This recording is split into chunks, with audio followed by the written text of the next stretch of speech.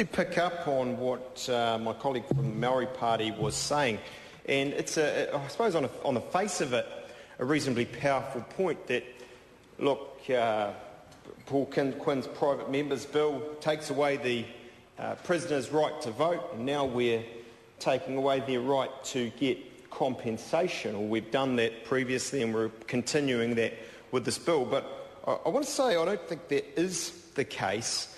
In fact, no one, and as I understand this bill and previous bills, none of them have done that. They haven't said, look, prisoner A has suffered an egregious harm in prison and so can't go to court or can't go to the independent authority and get the compensation. That still occurs, and in egregious cases the compensation is forthcoming. What previous bills under Labour and what this extending of that regime does is it simply says, but where prisoner A does get that compensation, then it's right and proper that where they also legally obliged to pay reparation or the like to a victim, or in fact to various victims, that money can be used at that. And that's no different, if you think about it, than actually what happens in the civil cases, where someone goes to court, wins compensation, and then that money can then go to pay other debts. So I don't think that it is necessarily a bad thing at all. I'd also say, look, with the exception of the Greens, I think, could be the Maori Party as well, this bill really does have widespread support because it is just technical.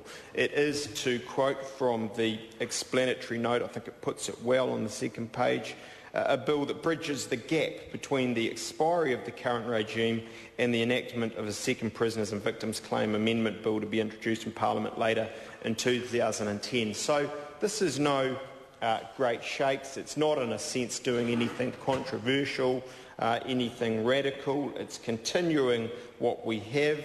As I've already said to the House, I think what we have at the moment is pretty good. There's room for improvements, and that will come, as I say, I think, in law to be introduced later this year. But what we have is nevertheless a good start.